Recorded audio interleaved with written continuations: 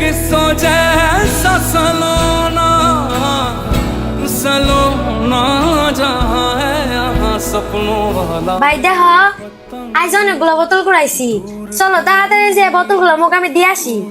আচ্ছা চল। আয় দে মাল দে। দাদা ওই ডেলে থেকে দে, 30টা হয়েছে। যা আয় দে গা।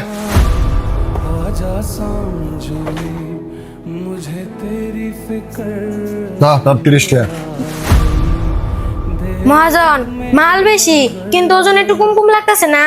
ও ওজন কম কম লাগতেছে, আসলে বয়স হয়ে গেছে তো এই জন্য ভালো করে দেখা হয় নাই। তুই আয় দেখ। রে ভয় পাইতেছিস কে? আয় মাপ দে দেখ। আচ্ছা মহাজন।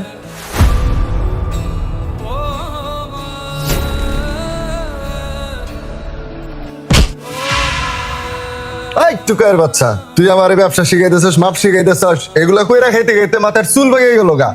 চা টুকার বাচ্চা।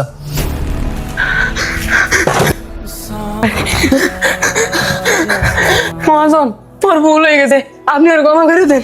ও ছোট মানুষ তো বুঝতে পারে নাই। আচ্ছা ঠিক আছে, এবার মতো মাফ করে দিলাম। আয় দাও টেহা জয়েন দিকে হোট।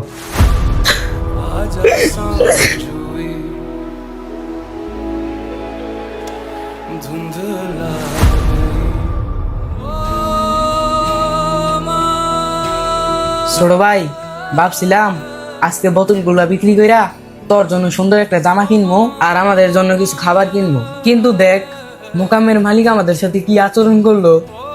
হো ভাই, মোকামের মালিক আজকে আমাদের সাথে অনেক বড় একটা অন্যায় করছে। তবে তুমি কষ্ট পারে না, আমার নতুন জামা লাগবে না। তুমি খুশি থাকলে আমিও খুশি। আচ্ছা ঠিক আছে চল। আচ্ছা ভাই চলো।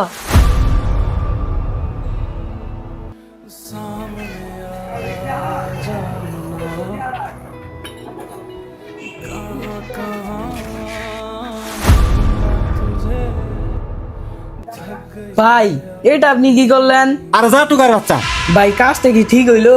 দাঁড়া তোদেরকে দেখাইতাছি মজা। আর এই টুকার বাচ্চা না, যা দিকে সর।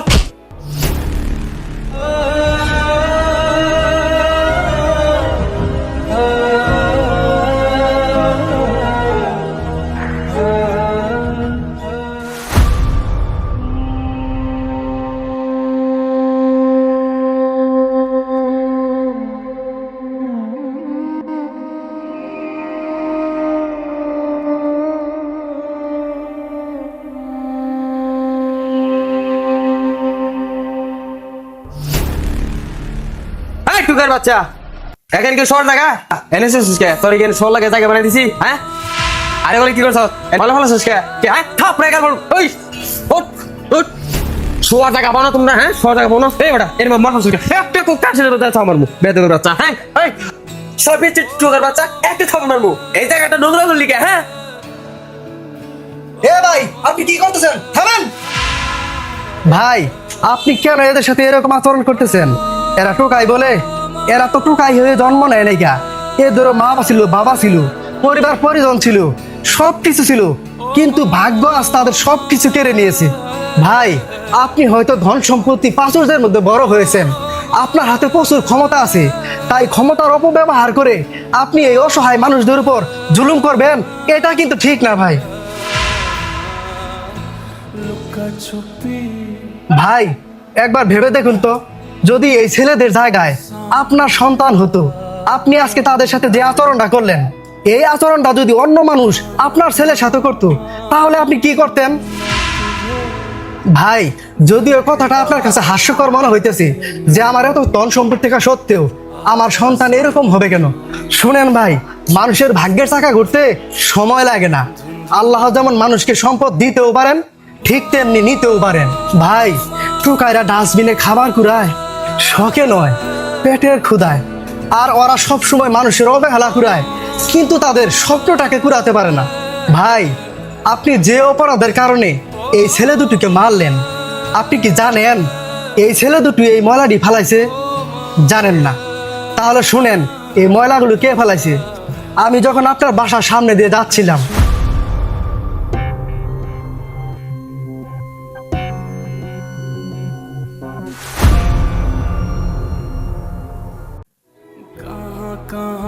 ভাই, আপনার কাছে টাকা পয়সা ধন সম্পত্তি আছে বলেই ক্ষমতার অপব্যবহার করবেন না।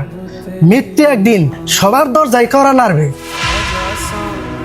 এই টুকাইদেরকে যেমন মৃত্যুর পর যে কাপড় পরিয়ে 3.5 হাত মাটির নিচে দাফন করে রেখে আসা হবে, ঠিক তেমনি আপনাকে আমাকে সেই একই কাপড় পরিধান করিয়ে 3.5 হাত মাটির নিচে দাফন করে রেখে আসা হবে।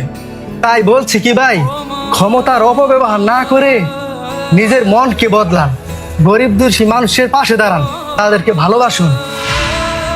ভাই আপনি ঠিকই বলছেন, আমি এটা কখনো ভাইবে দেখি নাই। ভাই আমার ভুল হয়েছে। ভাই আমি আপনাকে কথা দিলাম, আজ থেকে আমি গরিব অসহায় মানুষের উপর কোনো জুলুম করব না।